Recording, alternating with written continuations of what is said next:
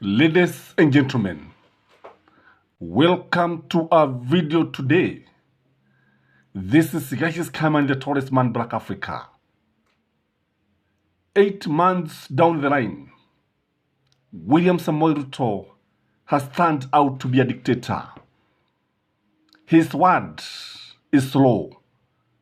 Nobody can question his intention. Nobody can oppose his intentions. The 2023 finance bill is one thing that is showing that William Samoei Ruto is a bad dictator, a ruthless dictator. He has said that the finance bill must pass without any amendment. Where did you find this in modern day Africa? Because when you look at William Samoei Ruto, you realize that he is a very, very impatient person. He is a leader who does not even see the need for democracy. It is his way or the highway. Kwa sababu unapoangalia tunaona ya kwamba, you see, the finance bill is supposed to be exposed to the public. It is supposed to be exposed to the public for discussion, ambapo wananchi wanafaa kutoa maoni yao, waseme kana kwamba huu mswada unafaa kabla ya kupitishwa na kuwa sheria. This bill, if you ask me, is a rope that is going to hang Kenya Kwanza government.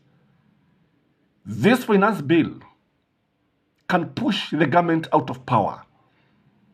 And I believe if the NIS are doing their work, they should have told the president that this is the most unpopular move that he has taken since he took over power. He is not with the people. He is alone in this one.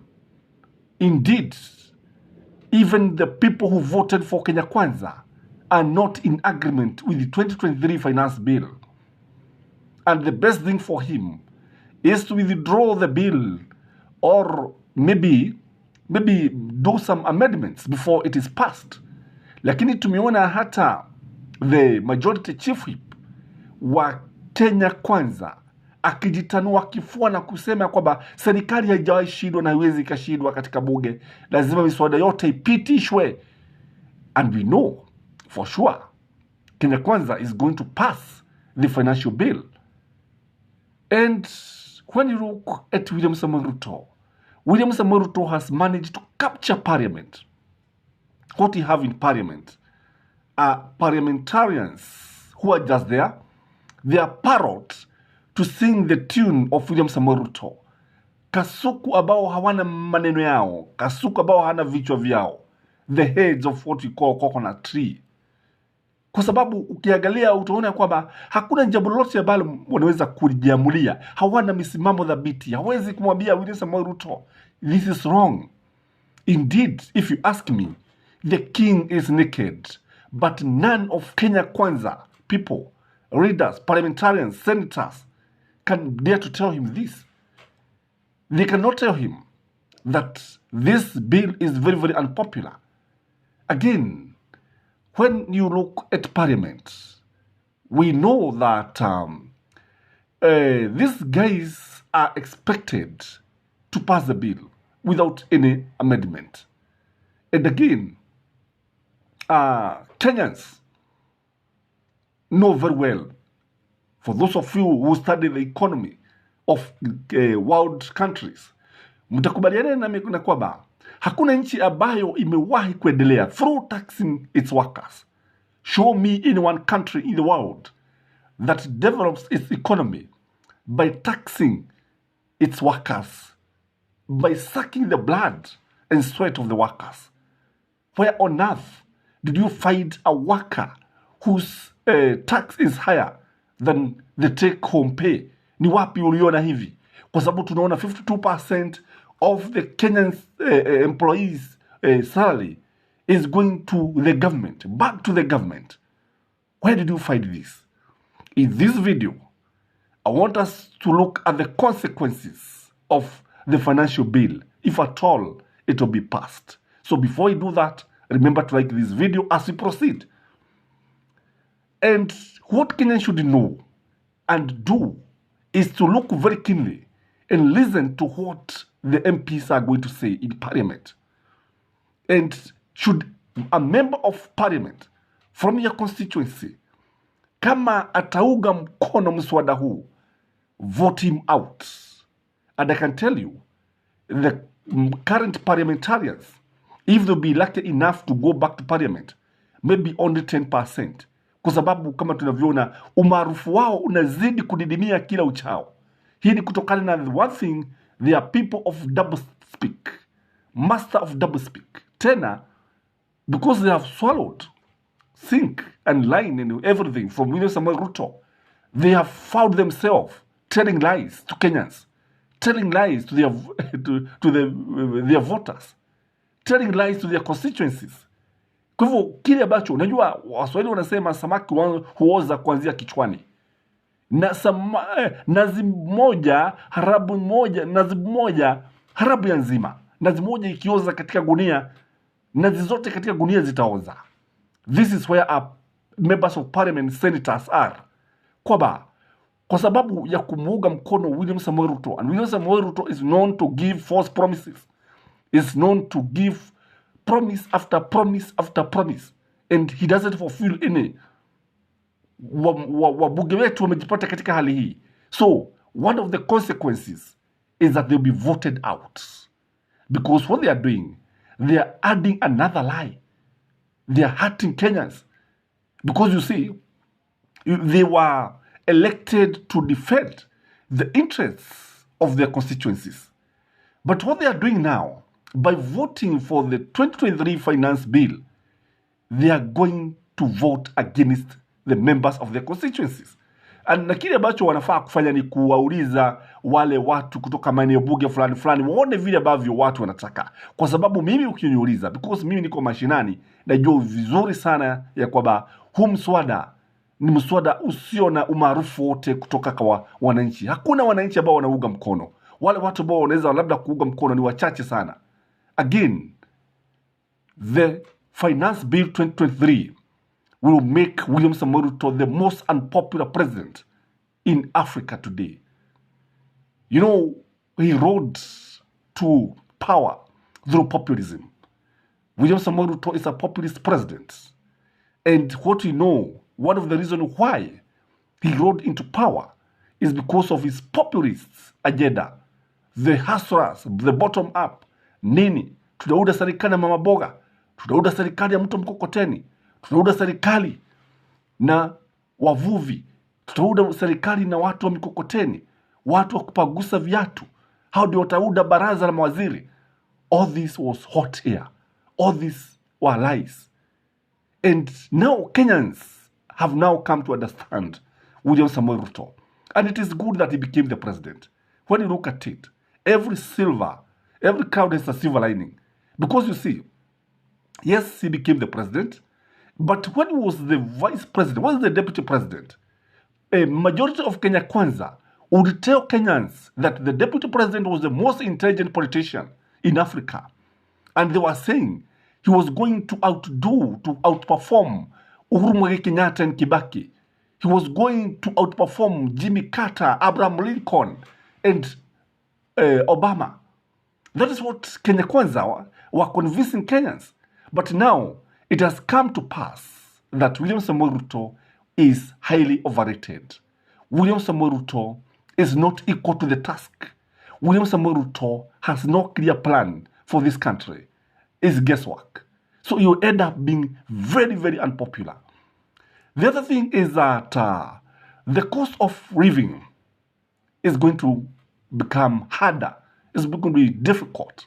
It's going to increase. Life will become harder. By July, Kenyans watakuwa wakielekeza kilio biguni.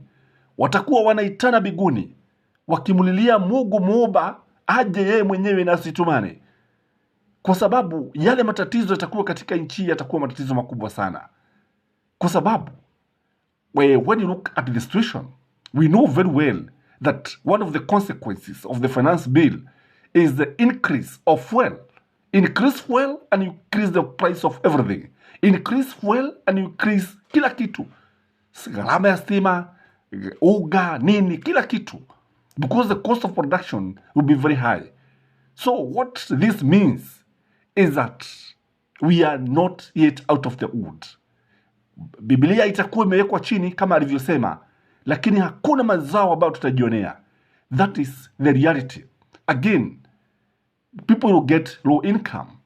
Watu watakuwa wanaenda kazini na wanajiuliza wanaenda kufanya nini, kwa sababu ile ule mshahara ambao watakuwa wakipata, mshahara kijugujiko, ni mshahara duni kabisa. Meager salary that cannot even feed a child. It is not even enough for a breakfast for a whole month.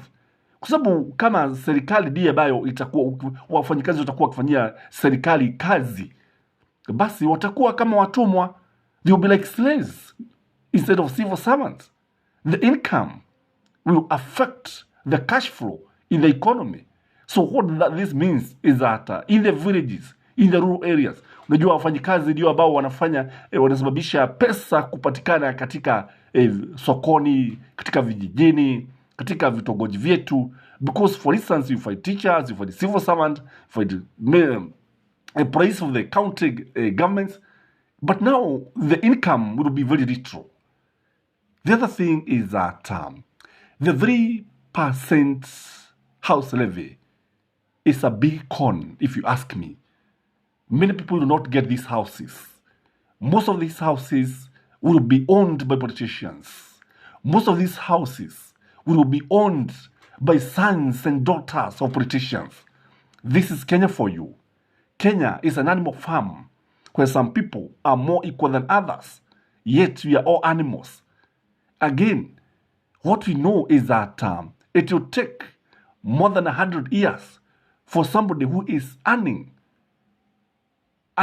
20,000 shilling, Kenya shilling 20,000, to own a house. That because most of these houses, if you ask me, they will cost between 1.5 and 2 million, depending on the locality. So if you are saving just 300 or 600, how long will you take to save 1.5 million? You can see many people will retire without having these houses. Kwa hivyo kile ambacho tunajua ni kwamba serikali inajitafutia pesa za kutumia, pesa ambazo zitakuwa zikitumika katika campaign. I believe this money will be used in 2027 campaign. Hivyo ndivyo naamini, na nafikiri serikali inajaribu kutafuta mikakati, inajaribu kutafuta mbinu za kuwa na pesa za kumwaga, kuwadanganya wapiga kura. Wapiga kura watadanganywa kabisa kuliko walivyodanganywa. Serikali inatafuta pesa za kumwaga makanisani ili watu waweze kukubali, waumini waweze kuipigia kura serikali ya Mungu kwa mara nyingine tena, without remembering mtu ambaye amewahi kuumwa na nyoka, akiona ung'ong'o huruka juu akidhani ni nyoka.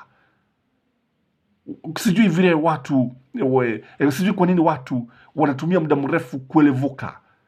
Because Kenya should realize that the 3%, although William Samoei Ruto is saying that it's not tax, for sure it is tax. Because again, Kenyans don't want to pay.